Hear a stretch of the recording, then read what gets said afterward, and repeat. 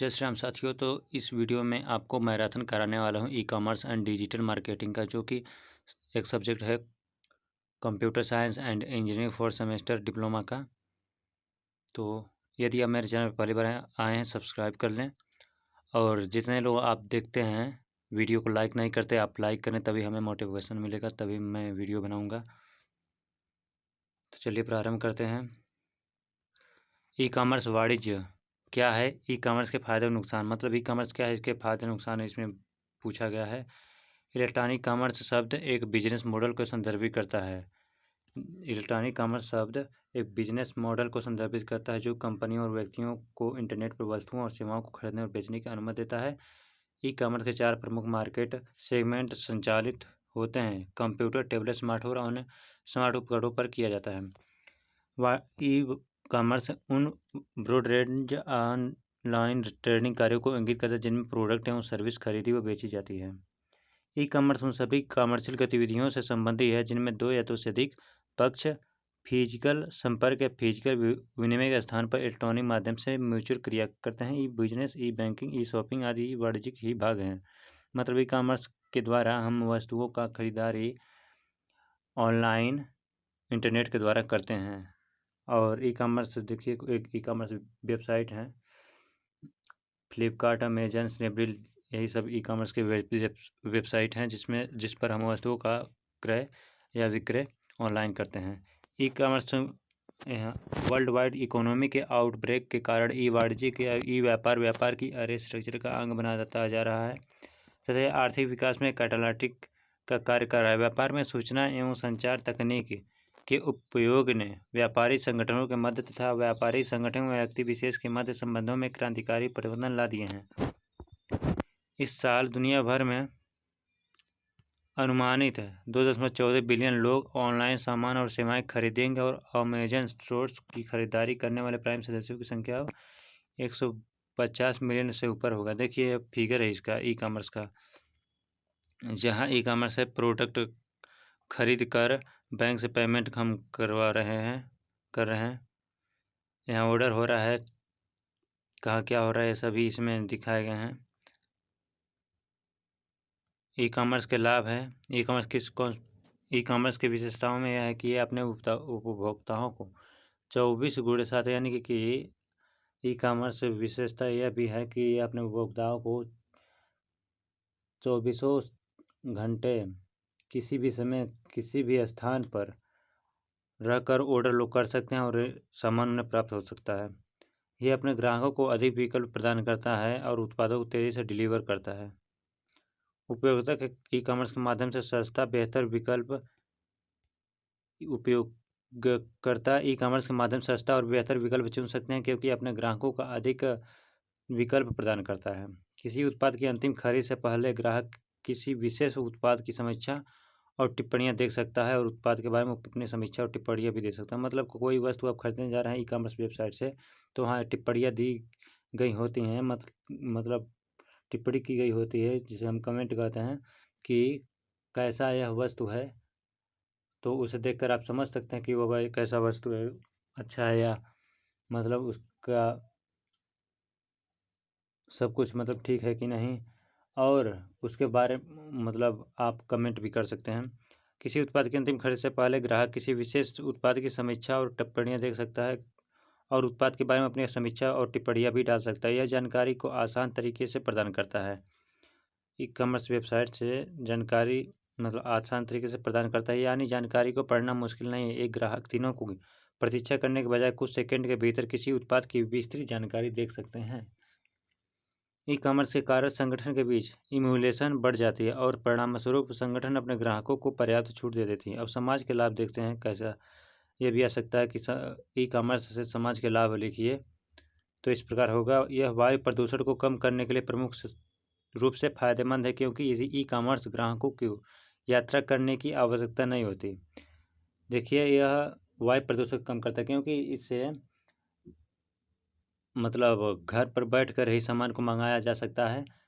नहीं तो अब लोग दुकान पर जाएंगे, मोटरसाइकिल ले जाएंगे या अन्य कोई वाहन ले जाएंगे तो उससे प्रदूषण फैलेगा।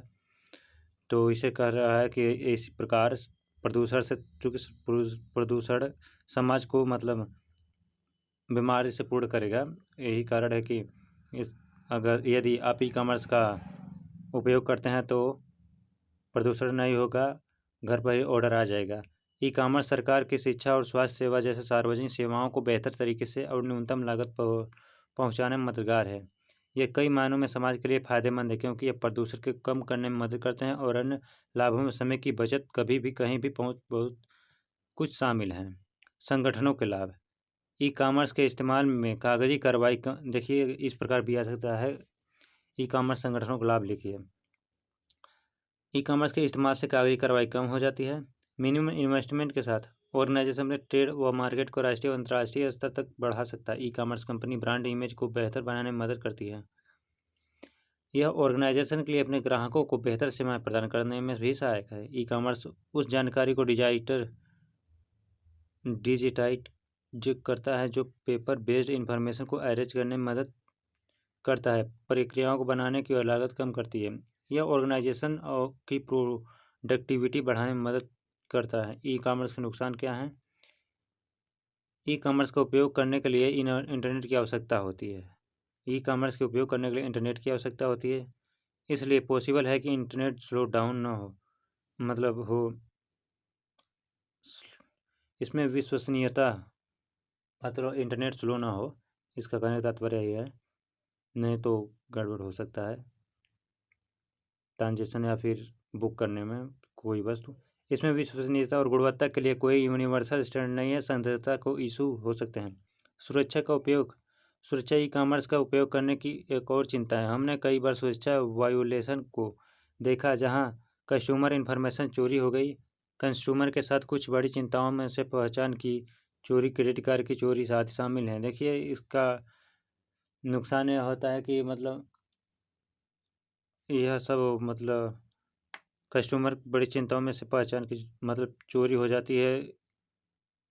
कस्टमर का जो डाटा है वो चोरी हो जाता है, उसका क्रेडिट कार्ड का चोरी हो जाता है।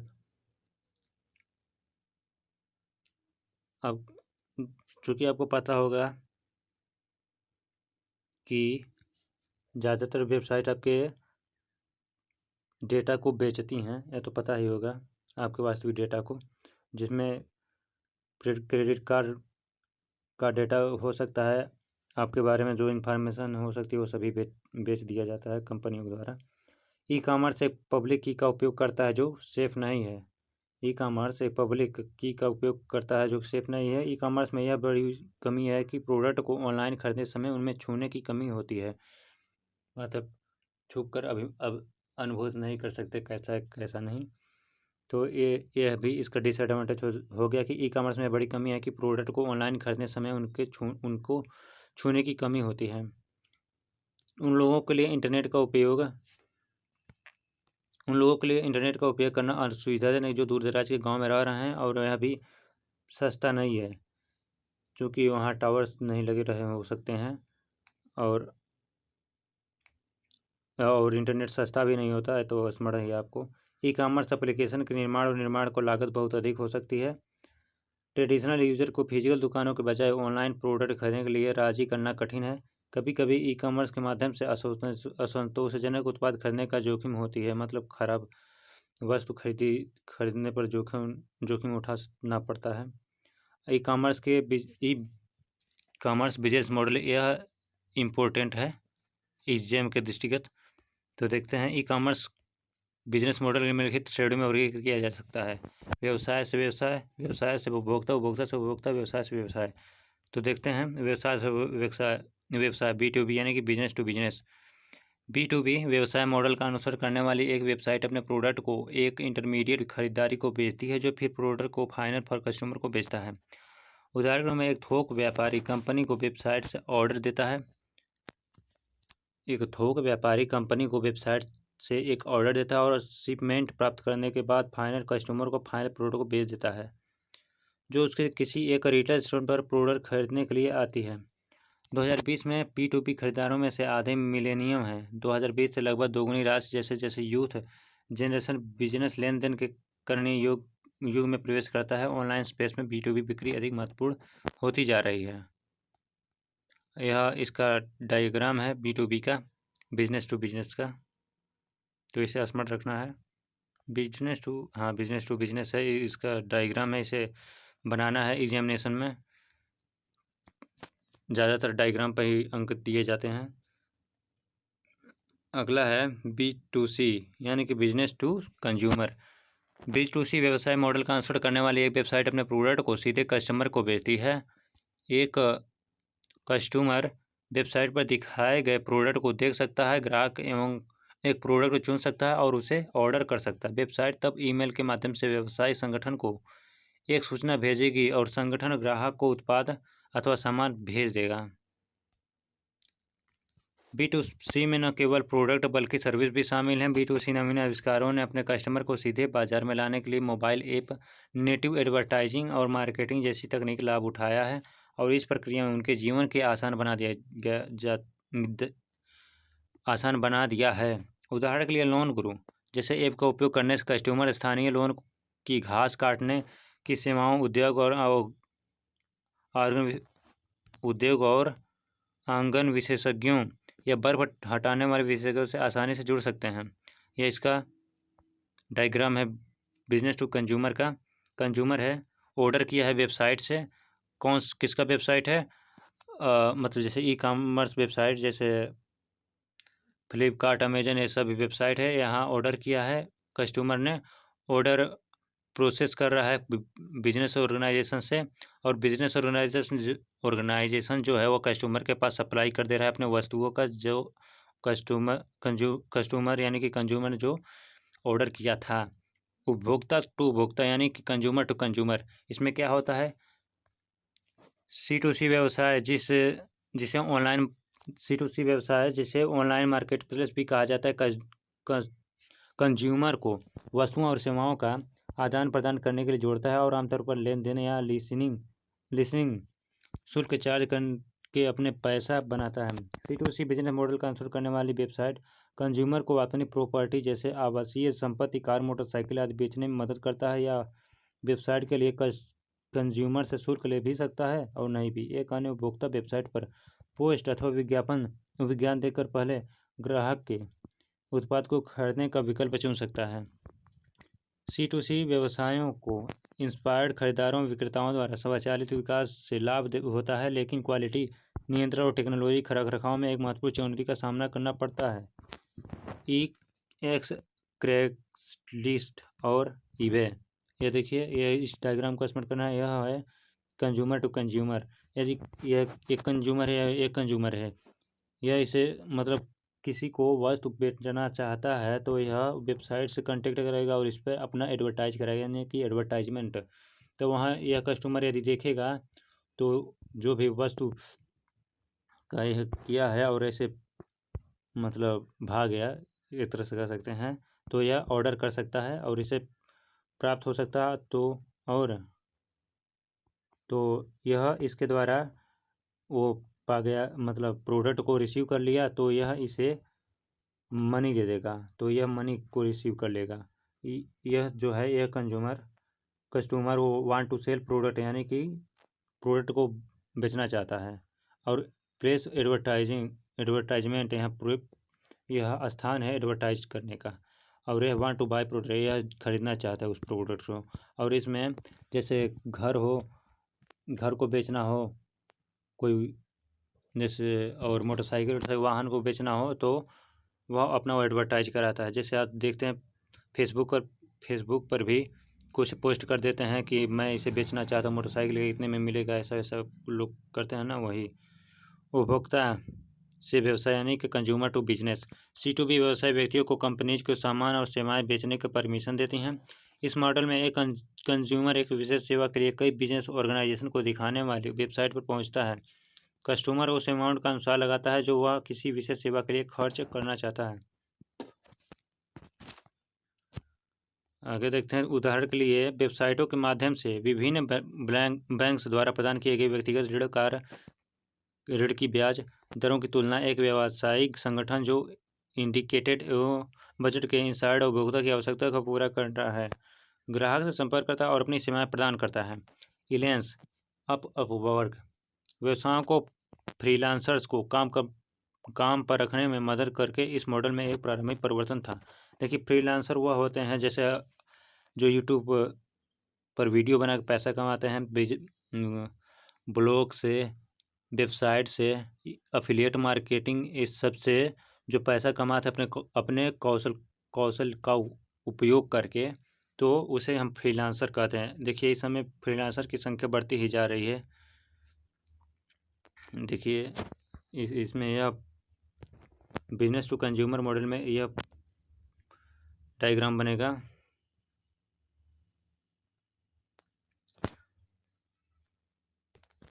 इसे आप समझ लीजिएगा। आगे देखते हैं ई गवर्नेंस से आप क्या समझते हैं, इसके लाभ और नुकसान। तो ई गवर्नेंस के देखते हैं, यह भी एकदम महत्वपूर्ण है यह भी। ई गवर्नेंस से आप क्या समझते हैं, इसके लाभ और नुकसान। इलेक्ट्रॉनिक गवर्नेंस या ई गवर्नेंस सरकारी सेवाएं प्रदान करने, स्टैटिस्टिक्स को इंटरचेंज, संचार कार्यवाही, विभिन्न स्वतंत्र प्रणालियों में सेवाओं को एकीकरण करने के लिए इंफॉर्मेशन और कम्युनिकेशन टेक्नोलॉजी का अनुप्रयोग है। ई गवर्नेंस के माध्यम से नागरिकों को उचित, व्यवस्थित और पारदर्शी तरीकों से सरकारी सेवाएं उपलब्ध कराई जा सकती है। शासन की अवधारणाओं को जिन 3 मुख्य चयनित समूहों में भेदभाव किया जा सकता है, वे हैं सरकार, आम लोग और व्यवसायिक समूह। मतलब जैसे वो आता है पीएम किसान निधि योजना, तो वह सरकार द्वारा जो होते हैं, जैसे किसान हैं, उन्हें प्रदान कर दिया जाता है, तो उसे हम ई गवर्नेंस ही कहेंगे। यह सुशासन को बढ़ावा देने के लिए इससे मतलब भ्रष्टाचार भी नहीं हो पाता है। जैसे पहले जो पैसा आता था तो कुछ लोग बीच में ही समाप्त कर देते थे, परंतु इसमें सीधे आ रहा है पैसा। यह सुशासन को बढ़ावा देने के लिए इलेक्ट्रॉनिक साधनों का उपयोग है। यह सरकारी प्रक्रियाओं और कार्यों में इंफॉर्मेशन टेक्नोलॉजी कार्यान्वयन के दर्शाता है, ताकि सरल, नैतिक, जवाबदेह और पारदर्शी शासन हो सके। इसमें सरकारी सेवाओं तक पहुँच और वितरण, सूचना का प्रसार, त्वरित और कुशल तरीके से संचार शामिल हैं। यूनेस्को का कहना है कि ई गवर्नेंस सूचना और सेवा वितरण को उन्नत करने, निर्णय लेने की प्रक्रियाओं में निवासियों को भागीदार प्रोत्साहन करने और सरकार के अधिक उत्तरदायी, स्पष्ट और उत्पादक बनाने के लिए इंफॉर्मेशन और कम्युनिकेशन ऑटोमेशन का सार्वजनिक क्षेत्र पर उपयोग करना है। ई गवर्नेंस के मूल तत्व: सरकार, नागरिक, निवेश अथवा व्यवसाय। ई गवर्नेंस के प्रकार क्या हैं? G2G यानी कि गवर्नमेंट टू गवर्नमेंट। जब सूचना और सेवाओं का आदान प्रदान सरकार के परिधि के भीतर होती है, तो इसे G2G इंटरेक्शन कहा जाता है। यह वर्टिकल और हॉरिजॉन्टल दोनों हो सकते हैं, अर्थात विभिन्न सरकारी संस्थाओं के बीच, और वर्टिकल यानी राष्ट्रीय, राज्य और स्थानीय सरकारी संस्थाओं के बीच और यूनिट के विभिन्न स्तरों के भीतर होते हैं। अब G2C सरकार से नागरिक, गवर्नमेंट टू सिटीजन, सरकार और आम जनता के बीच की बातचीत G2C इंटरेक्शन है। यहाँ सरकार और नागरिकों के बीच एक इंटरफेस स्थापित किया गया है, जो नागरिकों को विभिन्न प्रकार की सार्वजनिक सेवाओं तक पहुँच प्राप्त करने में सक्षम बनाता है। नागरिकों को किसी भी समय, कहीं भी सरकारी नीतियों पर अपने विचार और शिकायतें साझा करने की स्वतंत्रता है। G2B government to business. E governance business class को सरकार के साथ निर्बाध रूप से बातचीत करने में मदद करता है। इनका उद्देश्य सरकार के साथ बातचीत करने हुए रेड टेप को खत्म करने, समय लागत की बचत करना और कारोबारों माहौल पारदर्शिता स्थापित करना है।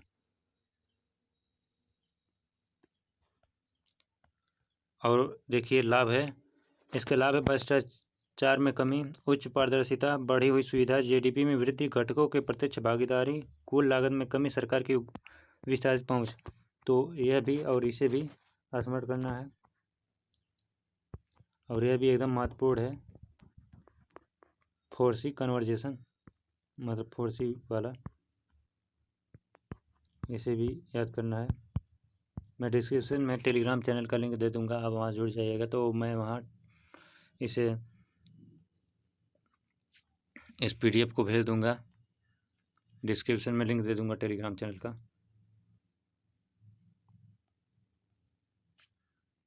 सप्लाई चेन मैनेजमेंट, यह भी महत्वपूर्ण है।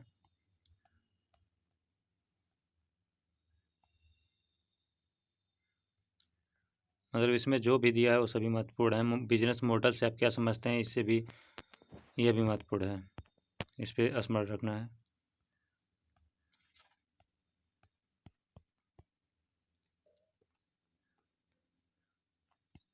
ई कॉमर्स के कंपोनेंट।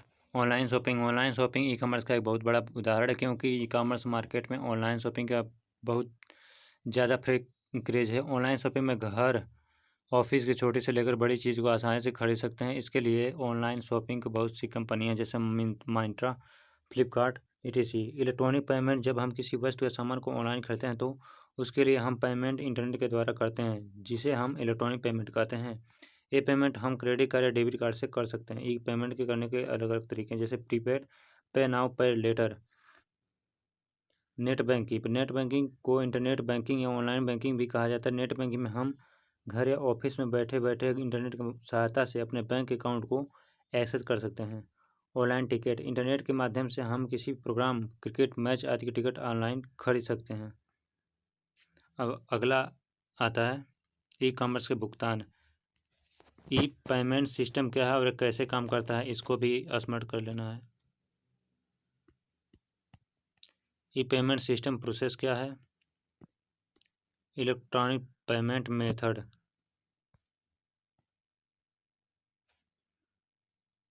ई कार्ड नहीं, पहला है क्रेडिट कार्ड मेथड है इलेक्ट्रॉनिक पेमेंट का। क्रेडिट कार्ड का उपयोग इलेक्ट्रॉनिक पेमेंट सबसे आम तरीका है। जब कोई कस्टमर क्रेडिट कार्ड के माध्यम से प्रोडक्ट खरीदता है तो क्रेडिट कार्ड जारीकर्ता बैंक ग्राहक की तरफ से पेमेंट करता है और कस्टमर के पास एक निश्चित समय अवधि होती है जिसके बाद वह क्रेडिट कार्ड बिल का पेमेंट कर सकता है। यह आमतौर पर क्रेडिट कार्ड से मासिक पेमेंट साइकिल होता है। Debit card. क्रेडिट कार्ड की तरह डेबिट कार्ड एक छोटा प्लास्टिक का कार्ड है जिसमें बैंक अकाउंट नंबर के साथ मैप किए गए यूनिक नंबर होते हैं। बैंक से डेबिट कार्ड प्राप्त करने से पहले बैंक अकाउंट होना आवश्यक है। डेबिट कार्ड और क्रेडिट कार्ड के बीच बड़ा अंतर यह है कि डेबिट कार्ड के माध्यम से पेमेंट मामले में अमाउंट तुरंत कार्ड के बैंक अकाउंट से कटौती की जाती है और इसलिए ट्रांजैक्शन का पूरा होने के लिए बैंक अकाउंट में पर्याप्त शेष राशि होनी चाहिए, जबकि क्रेडिट कार्ड लेन देन के मामले में ऐसा कोई बाध्यता नहीं है। Smart card. स्मार्ट कार्ड फिर से क्रेडिट कार्ड या डेबिट कार्ड के समान होता है, लेकिन इनमें से एक छोटी माइक्रो प्रोसेसर चिप लगाई जाती है। इसमें ग्राहक के काम संबंधी और व्यक्तिगत जानकारी को स्टोर करने की क्षमता होती है। स्मार्ट कार्ड का इस्तेमाल पैसे स्टोर करने के लिए भी किया जाता है और प्रत्येक ट्रांजेक्शन के बाद अमाउंट काट दी जाती है। स्मार्ट कार्ड को केवल उस पिन का उपयोग करके एक्सेस किया जाता है जिसे प्रत्येक कस्टमर के साथ सौंपा गया है। स्मार्ट कार्ड सुरक्षित है क्योंकि वे एन्क्रिप्टेड फॉर्मेट इंफॉर्मेशन स्टोर करते हैं और कम महंगे होते हैं तथा फास्ट प्रोसेसिंग प्रदान करते हैं। ई वॉलेट एक प्रीपेड अकाउंट है जो कि कस्टमर को एक सुरक्षित वातावरण में कई क्रेडिट कार्ड, डेबिट कार्ड और बैंक अकाउंट नंबर स्टोर करने की अनुमति देता है। इससे पेमेंट करते समय हर बार लगने वाला अकाउंट इन्फॉर्मेशन कीज की आवश्यकता को समाप्त करता है। एक बार जब customer e wallet profile register करता है तो वह फास्ट पेमेंट कर सकता है। Net banking e commerce payment करने का है और लोकप्रिय तरीका है। यह सीधे कस्टमर के बैंक से ऑनलाइन खरीदने के लिए पेमेंट करने का एक आसान तरीका है, इसको भी स्मरण करना है। अब advantage of E payment system. तो क्या ई पेमेंट सिस्टम से एडवांटेज क्या है? ये अधिक ग्राहकों तक पहुँच जिसके परिणामस्वरूप अधिक बिक्री होती है। अधिक प्रभावी और कुशल लेन देन इसलिए क्योंकि लेन देन ग्राहकों समय बर्बाद किए बिना सेकेंड एक क्लिक के साथ किया जाता है। ग्राहक किसी भी समय और कहीं भी ई कॉमर्स वेबसाइट वस्तुओं का पेमेंट कर सकते हैं। उन्हें सिर्फ एक इंटरनेट से जुड़ी डिवाइस आवश्यक है। कम ट्रांजैक्शन लागत और टेक्नोलॉजी लागत में कमी आई है। ग्राहकों के लिए खर्च पर नियंत्रण क्योंकि वे हमेशा अपने वर्चुअल अकाउंट को चेक कर सकते हैं जहां वे ट्रांजैक्शन हिस्ट्री पा सकते हैं। आज वेबसाइट पर पेमेंट को जोड़ना आसान है, इसलिए और नॉन टेक्निकल व्यक्ति भी इसे मिनटों में लगा कर सकता है और ऑनलाइन पेमेंट प्रोसेसिंग कर सकता है। तो इन सबको डिसएडवांटेज भी स्मरण करना है। और डेबिट क्रेडिट में अंतर यह भी इम्पोर्टेंट है और इसके ऊपर वाले मतलब जो भी इसमें मैं दिखा रहा हूँ वो सभी इम्पोर्टेंट हैं। एग्जाम के दृष्टिगत पेमेंट गेटवे का इनके प्रकार सहित व्याख्या करना है, यह भी इम्पोर्टेंट है।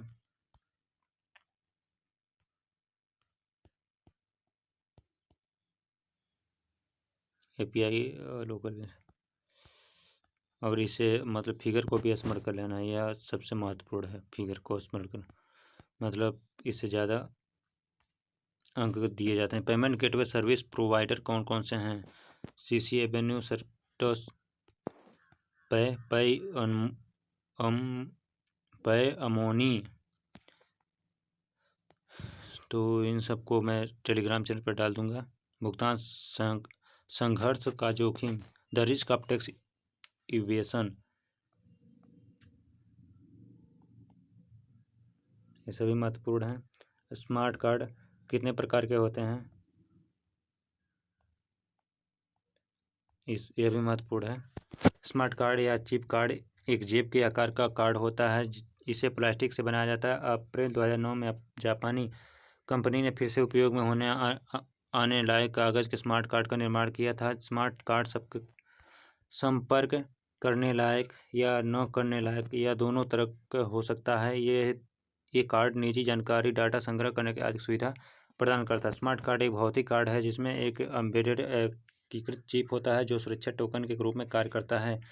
स्मार्ट कार्ड को टैंपर प्रतिरोधी होने के लिए डिजाइन किया गया है और इन मेमोरी में सुरक्षा प्रदान करने के लिए एन्क्रिप्शन का उपयोग किया गया। स्मार्ट कार्ड के प्रकार, मैग्नेटिक स्ट्रिप कार्ड, यह चुंबकीय पट्टी में कार्ड में इसकी सतह से जुड़ी चुंबकीय टेप सामग्री की एक पट्टी होती है। ऑप्टिकल कार्ड, ऑप्टिकल कार्ड को पढ़ने और लिखने के लिए लेजर के कुछ रूप का उपयोग करता है। और memory card, micro processor card, सेवा हमलों का इनकार यानी कि डेनियल ऑफ सर्विस अटैक, यह भी महत्वपूर्ण है। अगला है डिजिटल मार्केटिंग के सिद्धांत।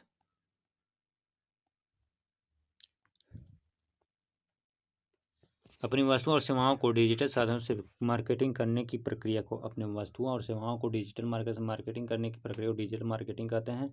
डिजिटल मार्केटिंग इंटरनेट के माध्यम से करते हैं। Internet, computer, mobile phone, laptop, website, advertisements या किसी और एप्लीकेशन द्वारा हम इसे जुड़ सकते हैं। 1980 के दशक में डिजिटल मार्केटिंग स्थापित करने के सर्वप्रथम कुछ प्रयास किए गए, परंतु यह संभव नहीं हो सका। 1990 के दशक में आखिर में इनका नाम व उपयोग शुरू हुआ। डिजिटल मार्केटिंग का आविष्कार 1990 के दशक में प्रारंभ हो गया। डिजिटल मार्केटिंग को नए ग्राहकों तक पहुंचने का सरल माध्यम है। ये विपणन गतिविधियों को पूरा करता है। इसे ऑनलाइन मार्केटिंग भी कहा जाता है। कम समय में अधिक लोगों तक पहुंच पर विपणन करना डिजिटल मार्केटिंग है। यह प्रौद्योगिकी विकसित करने वाला विकासशील क्षेत्र है। डिजिटल मार्केटिंग क्यों आवश्यक है? आज का समाज समय से में अल्पता जुड़ रहा है, इसलिए डिजिटल मार्केटिंग आवश्यक हो गया है। हर व्यक्ति इंटरनेट से जुड़ा है तथा इसका उपयोग हर समय आसानी से कर सकता है। अगर आप किसी भी से मिलने को आएँ तो वह नहीं मिलेगा, परंतु यदि आप सोशल मीडिया के द्वारा बात करें तो चैट करें तो वह करेगा। तो इन्हीं सभी चीज़ों को देखते हुए डिजिटल मार्केटिंग का आवश्यकता बढ़ गया है। डिजिटल मार्केटिंग के प्रकार, सर्च ऑप्टिमाइजेशन, एसईओ जो होता है वो आपके वेबसाइट को मतलब रैंक करता है। यह ऐसा तकनीक माध्यम जो आपकी वेबसाइट को सर्च के परिणाम पर सबसे ऊपर जगह दिलाता है, जिससे दर्शकों की संख्या में बढ़ोतरी होगी। इसके लिए हम अपनी वेबसाइट को कीवर्ड एसईओ गाइडलाइन के अनुसार बनाना होगा। सोशल मीडिया है, ईमेल मार्केटिंग है, यूट्यूब चैनल है, ये सभी डिजिटल मार्केटिंग के प्रकार हैं। Affiliate marketing, pay per click advertising या PPC marketing, apps marketing. Digital marketing के उपयोगिताओं का स्पष्ट किए, उपयोगों का अब स्पष्ट करना है तो इसे इन सबको स्मरण रखना है। एसईओ और एसईएम में अंतर, यह भी एकदम महत्वपूर्ण है। गूगल एडवर्ड क्या है और उसके उपयोग कहाँ है, यह भी इम्पोर्टेंट है परीक्षा के दृष्टिगत।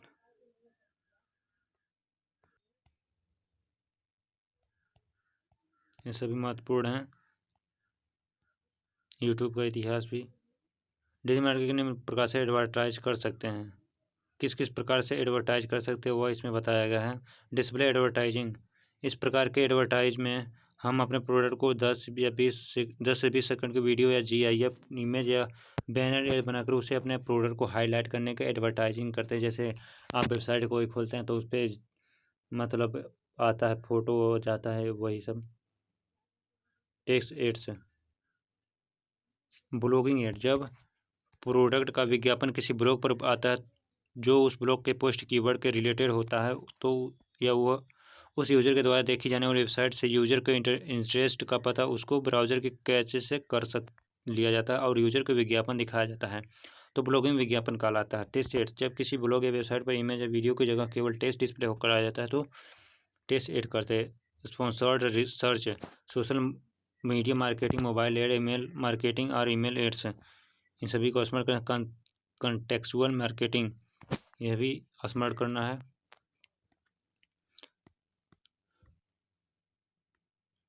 इन सबको डिजिटल मार्केटिंग, और डिजिटल मार्केटिंग को सबसे मुख्य है, मतलब सबसे इम्पोर्टेंट है। डिजिटल मार्केटिंग क्या है? यही इन्फोग्राफिक्स, ये मुख्यतः लंबे वर्टिकल ग्राफिक्स होते हैं जिसमें स्टैटिस्टिक्स, चार्ट्स, ग्राफ्स और दूसरी जानकारी को लिखा जाता है। इनमें इमेज के साथ उनमें संबंधित जानकारी भी प्रदान की जाती है। आपको मार्केटिंग लिए इन्फोग्राफिक को आप खुद भी बना सकते हैं या किसी प्रोफेशनल के द्वारा भी बना सकते हैं। Web page, normal web page और एक कंटेंट मार्केटिंग वेब पेज में काफ़ी अंतर है, क्योंकि यदि आप किसी वेब पेज को अच्छी तरीके से लिखें और उन्हें सही तरीके से एसईओ ऑप्टिमाइज करें। एसईओ ऑप्टिमाइज से क्या होता है कि आपकी वेबसाइट का रैंकिंग हो जाता है, यानी कि पहले सबसे ऊपर आपका वेबसाइट चला जाता है, जिससे दर्शकों की संख्या में बढ़ोतरी होती है, और जब दर्शक ज़्यादा आएंगे तो आपकी कमाई उतनी ही ज़्यादा होगी। इसके लिए आवश्यक है SEO keyword guideline. SEO guideline के ही जो कीवर्ड होता है वो एसईओ गाइडलाइन से ही लगाएं।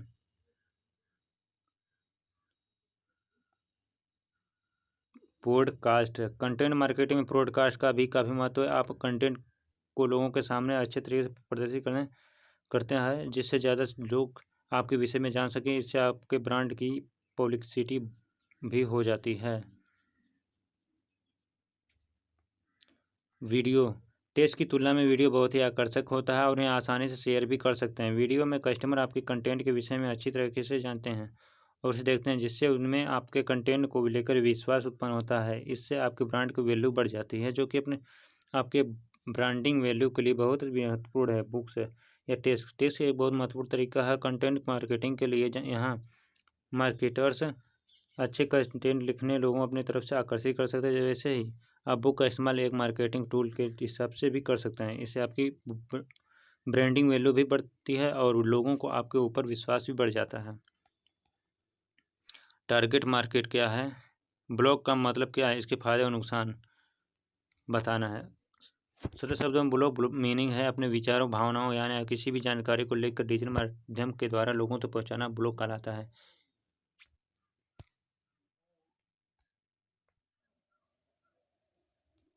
यह एक डायरी की तरह है जिसमें आप जो चाहें लिख सकते हैं। मुख्य रूप से ब्लॉग दो प्रकार के होते हैं। एक वो जो सिर्फ अपनी भावनाओं, विचारों या जीवन के अनुभव को साझा करने के लिए बनाते हैं, और दूसरे भी जिनका उद्देश्य ब्लॉग बनाकर पैसे कमाना है। लोग उसके लिए विभिन्न प्रकार के ब्लॉग बनाते हैं।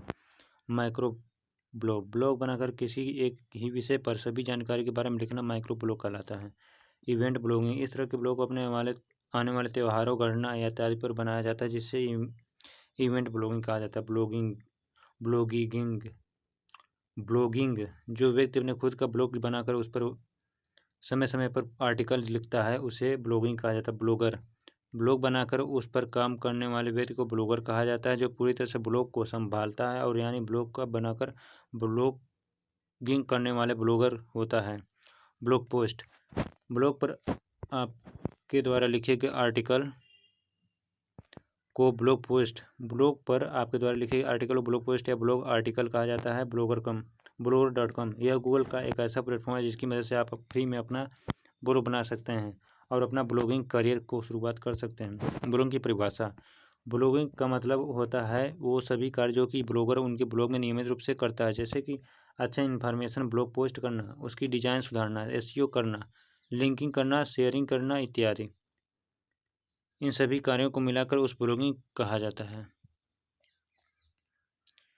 वही ब्लॉगिंग करने के लिए आपके पास ज़रूरत की सभी खूबियाँ मौजूद होने चाहिए। यदि नहीं है तब आपकी दोस्तों से सीख सकते हैं। ब्लॉगिंग एक प्रकार, ब्लॉगिंग का मतलब नॉलेज शेयर करना है, तो यह प्रोफेशनल ब्लॉगिंग होता है।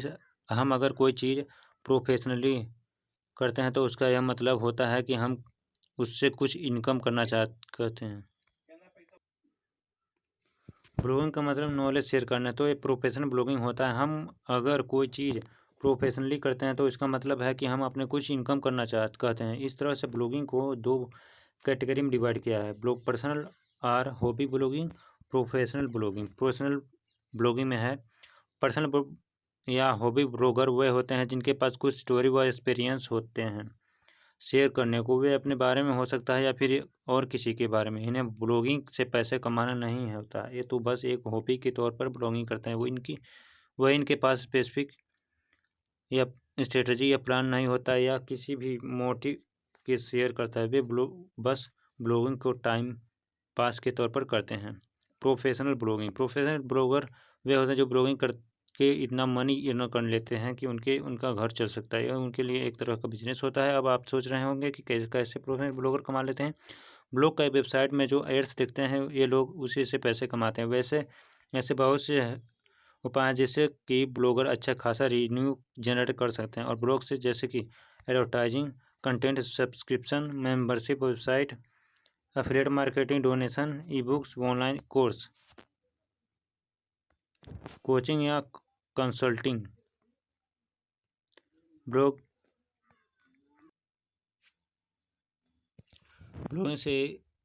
ये नहीं है कि अपने आप एक ब्लॉग बनाया और कल से आपकी अर्निंग शुरू हो जाती है। इसके लिए आपको मेहनत और सबसे ज़्यादा धैर्य की ज़रूरत है। तो इसको भी स्मार्ट रखना है पूरे को। ब्लॉगिंग करने के क्या फ़ायदे हैं? बेहतर प्रोफेशनल ब्लॉगर बनने के लिए कुछ महत्वपूर्ण बिंदु, इसे भी आपको स्मार्ट रखना है।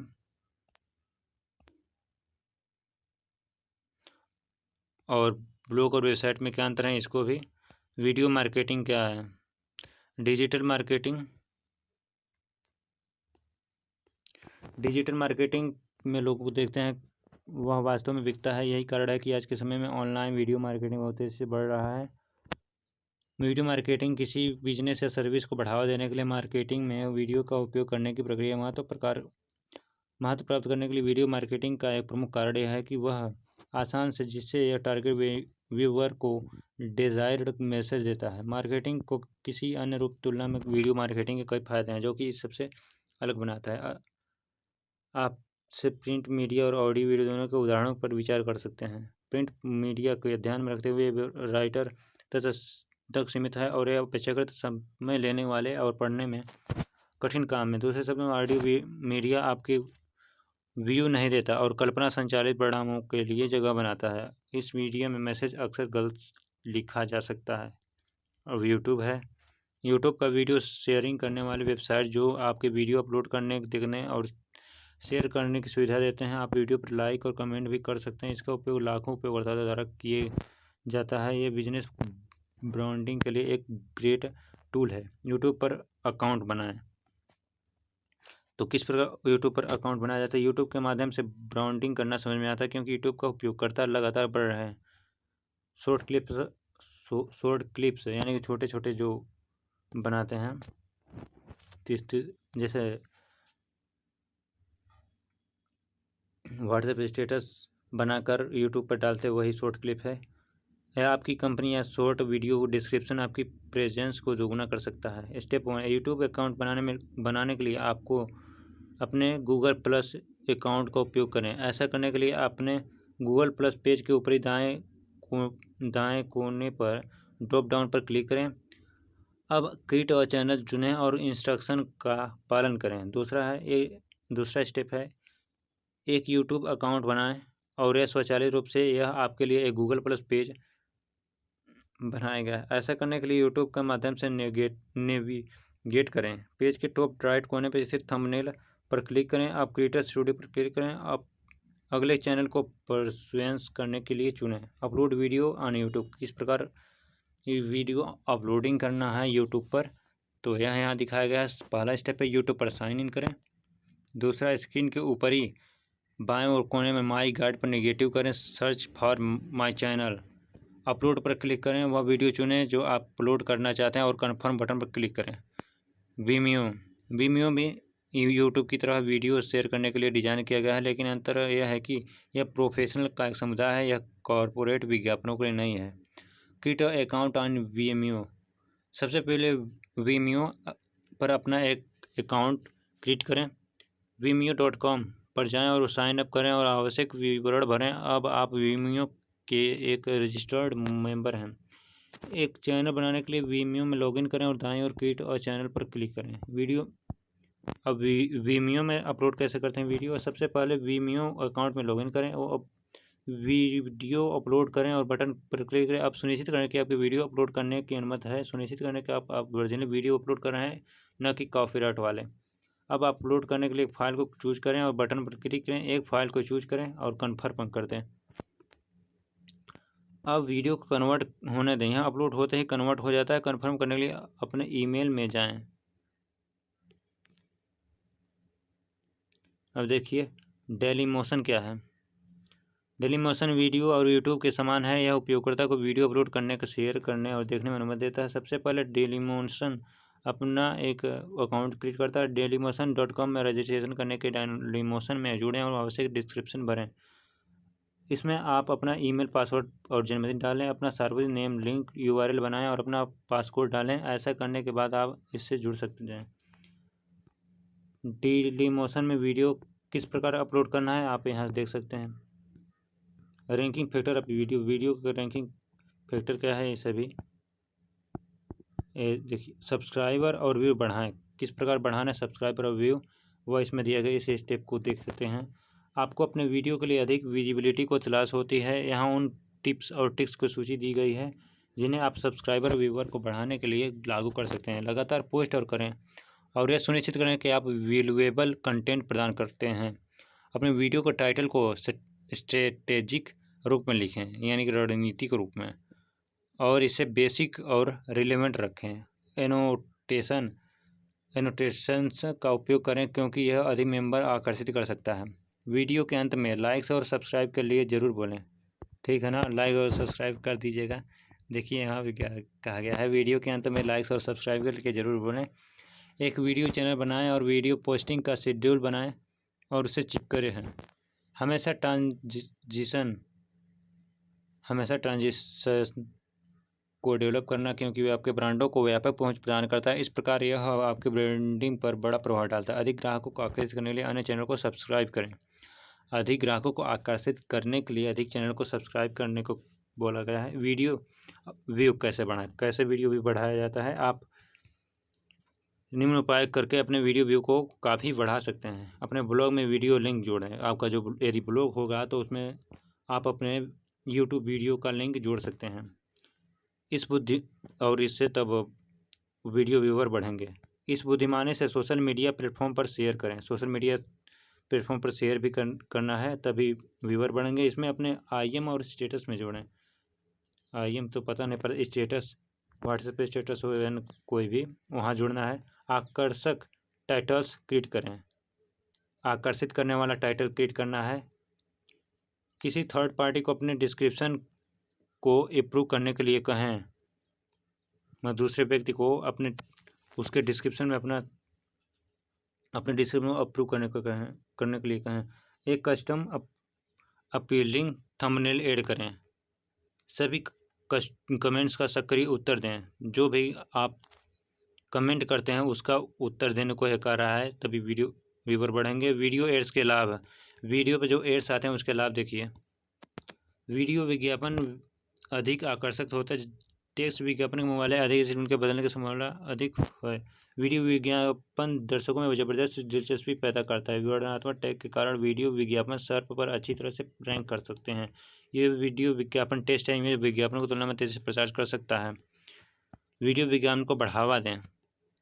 वीडियो विज्ञापन से अधिक लाभ प्राप्त करने के लिए आपको इसे बढ़ावा देना चाहिए। यहाँ बताया गया है कि आप वीडियो को कैसे बढ़ावा दे सकते हैं। इसे अपने ब्लॉग या वेबसाइट पर प्रचारित करें। अपने वीडियो को अपने ईमेल, IM, स्टेटस आदि में शामिल करें। इससे सभी वीडियो चैनल पर वायरल करें। सोशल मीडिया पर ध्यान देने योग्य उपस्थित रखें।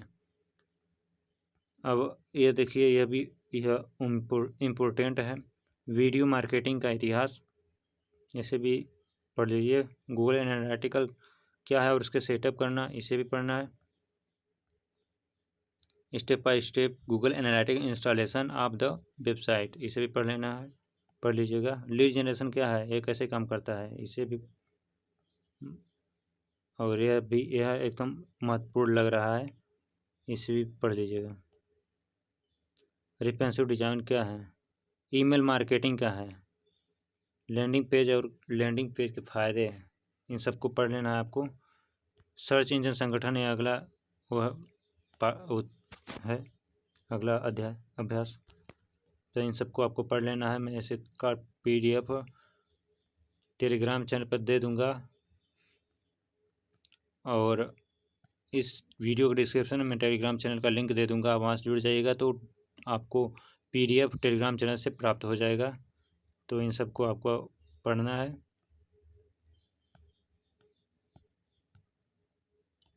यदि इन सभी पूरा पढ़ लेते हैं तो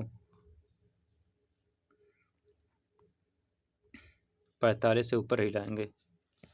गूगल एडवर्ड है अगला, इस सबको मैं टेलीग्राम चैनल पर भेज दूंगा। तो चलिए मिलते हैं। सबसे पहले आप यदि मेरे चैनल पर पहली बार आए, सब्सक्राइब कर लें, और जितने लोग देखते हैं वो लाइक नहीं करते हैं, कृपया करके लाइक भी करें ताकि हमारा भी फ़ायदा हो सके।